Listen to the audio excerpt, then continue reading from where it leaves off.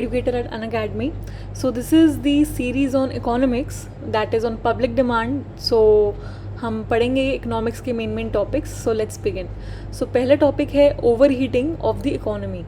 Over heating मतलब overheat करना, मतलब प्रेशराइज करना. तो इकोनॉमी में प्रेशर तब बढ़ता है जब डिमांड ज़्यादा हो बट उतनी सप्लाई नहीं हो. So that is the literal meaning of over heating of economy. तो ओवर हीटिंग मतलब जब प्रोडक्टिव कैपेसिटी मतलब कि supply is unable to keep pace, मतलब स्पीड या momentum with the growing aggregate demand, which means कि एग्रीगेट डिमांड, एग्रीगेट मतलब in total. तो टोटल डिमांड तो बहुत ज़्यादा बढ़ रही है लेकिन उतनी ज़्यादा प्रोडक्शन या फिर सप्लाई नहीं हो पा रही. So it is generally characterized by a below average rate of economic growth. क्योंकि जब डिमांड पूरी नहीं होगी लोगों की, क्योंकि सप्लाई नहीं है, सो ऑब्वियसली इकोनॉमिक ग्रोथ जो है वो रुक जाएगी, इतनी ज़्यादा रैपिडली नहीं बढ़ेगी. जीडीपी ग्रोथ रेट भी इंक्रीज़ नहीं होगा उतना, लेकिन पॉजिटिव रहेगा. So it is like the growth is occurring at an unsustainable rate. So boom period, जब इकोनॉमी बूम होती है, सो उसमें भी ओवर हीटिंग हो जाती है. So that is a typical example of overheating of an economy. So economy is said to be overheated when inflation increases. Since demand increases, जब demand increase होगी तो prices जो होंगे वो increase होंगे. Since supply जो है वो shortage है supply की.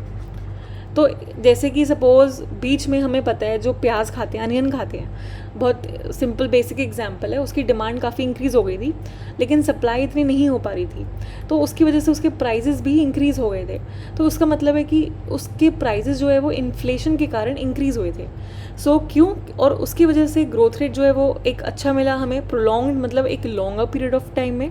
एंड प्रोड्यूसर्स जो है वो प्रोड्यूस करते हैं in excess, so that excess production capacity उनको मिल सके, सो दैट वो डिमांड जो है वो फुलफिल हो सके. सो मेन रीज़न, जो मेन कारण है ओवर हीटिंग का, that is insufficient supply allocation.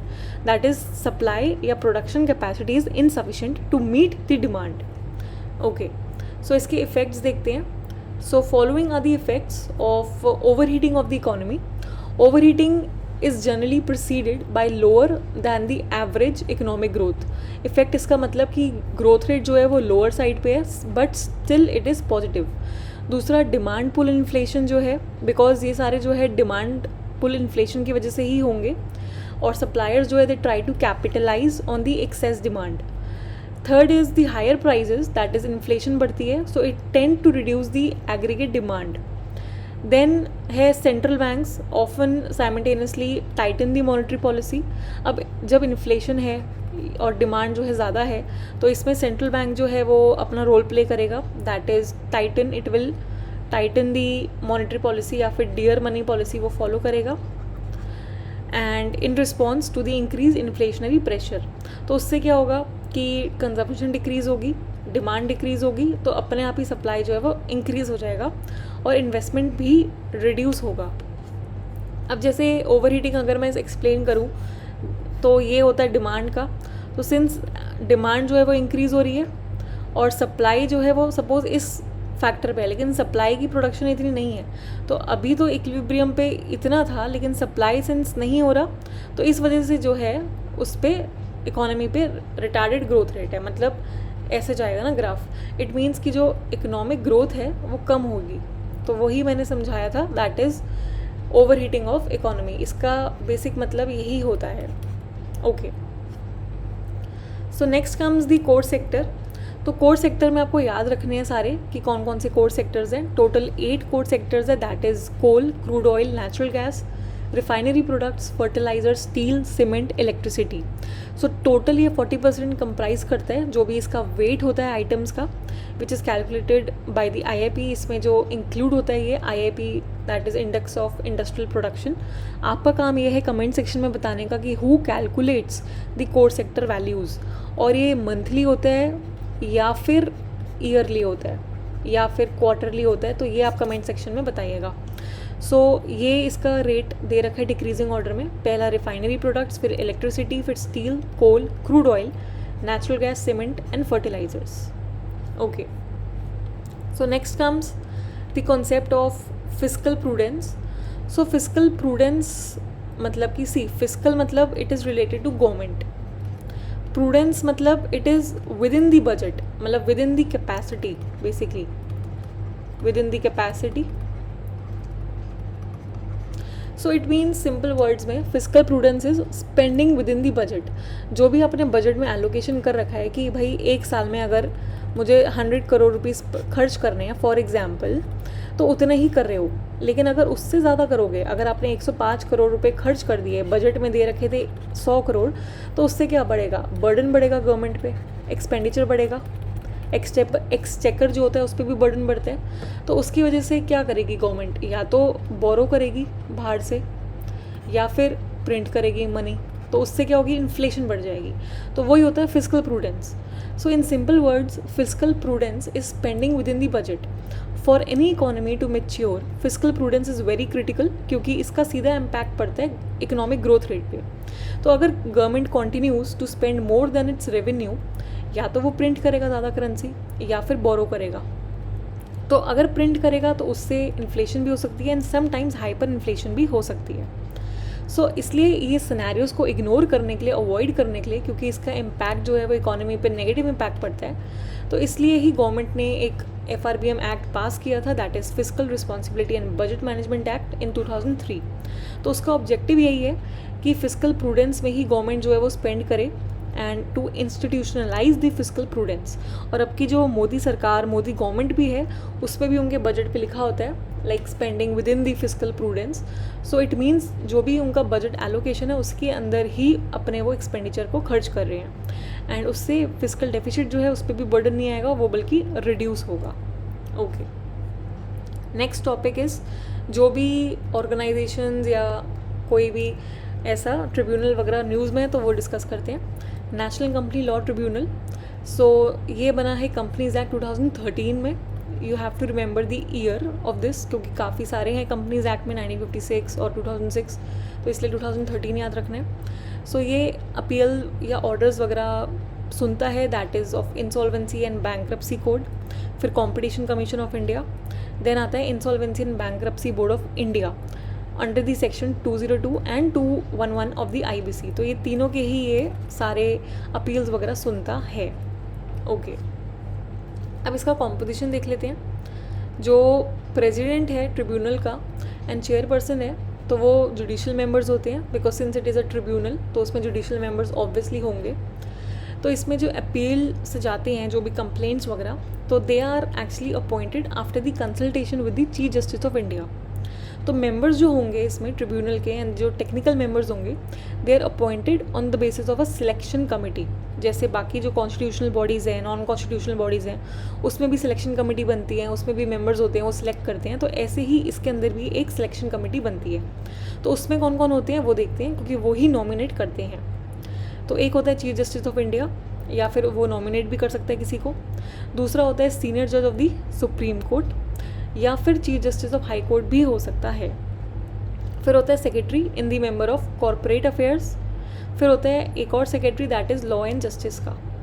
फिर होता है secretary in the department of financial services in the ministry of finance. तो ये तो तीनों सेक्रेटरीज हो गए. बाकी सीनियर जजेस since it is a tribunal. Next comes the Indian banks association which has been formed in 1946. तो ये एक रिप्रेजेंटेटिव बॉडी है बैंकिंग का ही, लाइक जो मैनेजमेंट देखता है बैंकिंग का ऑपरेटिंग इन इंडिया. तो ये एक एसोसिएशन है that is based in Mumbai. It was formed for development. इसका जो मेन पर्पस है, गोल है, that is the development, coordination and strengthening of the Indian banking system. उसका एडमिनिस्ट्रेशन डेवलपमेंट बेटर कर सके, जैसे लाइक जो भी न्यू सिस्टम्स है उसको इम्प्लीमेंट करना, या फिर कैसे अगर अपॉइंट हो रहा है कोई मेंबर तो वो स्टैंडर्ड से हो रहा है नहीं हो रहा. तो इसके जो मेंबर्स हैं वो देख लेते हैं. विद द इनिशियल मेंबरशिप जब ये फॉर्म हुआ था तो उसमें 22 बैंक्स थे in 1946. Then IBA currently represents, now it is like 237 banking companies. So it is like a huge number, एकदम इंक्रीज हो गया इसके अंडर जो भी इंडियन बैंक एसोसिएशन में आते हैं. Now comes the India energy modelling forum. इसमें आपको ये देखना है फर्स्ट ऑफ ऑल कि इंडिया एनर्जी मॉडलिंग फोरम होता क्या है, और दूसरा ये लॉन्च किसने किया है. तो ये लॉन्च किया है NITI Aayog and United state agency for international development. So this is a important fact for prelims, आपको याद रखना है, क्योंकि जनरली हम लोग क्या करते हैं कि अगर एनर्जी देख लेते हैं तो इन्वायरमेंट से रिलेट कर देते हैं, जबकि ऐसा नहीं है। क्योंकि जनरली अगर आप ऑप्शन में देखेंगे या तो आप यूनेप करोगे मार्क, या फिर मतलब कोई भी ऐसा कुछ ऑर्गेनाइजेशन तो जो इन्वायरमेंट से रिलेटेड होगा, लेकिन इसका आंसर बिल्कुल गलत है। तो इंडिया एनर्जी मॉडलिंग फोरम जो है वो इस्टेब्लिश किया है नीति आयोग ने। सो कॉम्पोजिशन देख लेते हैं। इसमें सारे नॉलेज पार्टनर्स होंगे, डेटा एजेंसीज होंगी, गवर्नमेंट मिनिस्ट्रीज़ होंगी। इसका जो मेजर एम रहेगा वो यही है to examine the important energy and environment related issues को ठीक करेगा, ये देखेगा उसको, डिसीजन मेकिंग को इन्फॉर्म करेगा कि कैसे प्रोसेसेस हो रहे हैं, डिसीजन मेकिंग में हेल्प करेगा, कोऑपरेशन इम्प्रूव करेगा between different like organization, government, knowledge partners और जो भी रिसर्च फंडर्स, एवरीवन। फिर फैसिलिटेट करेगा exchange of ideas, ensure the production of high quality studies, and it will also identify the knowledge gaps at different levels and capacity building of the Indian institutions में help करेगा। जो एक normal typical organisation का काम होता है वो यही कर रहा है, बस आपको देखना है कि किसने फॉर्म किया है और ये है क्या। सो एनर्जी मॉडलिंग सिस्टम क्या है? It is the process of building computer models of energy system. मतलब एनर्जी सिस्टम बना रहा है but not mechanically but technically, जैसे कि कंप्यूटर मॉडल सिस्टम जो है और उसी को एनालाइज कर रहा है, मतलब machine work basically we can say. तो इसमें क्या होगा, it will often employ the scenario analysis, कि वो इन्वेस्टिगेट करेगा different assumptions like technical knowledge, economic conditions. फिर फिजिबिलिटी ज़्यादा होगी, आउटपुट ज़्यादा होगी, ग्रीन हाउस गैस एमिशंस के बारे में बताएगा, financial cost, resources, energy efficiency.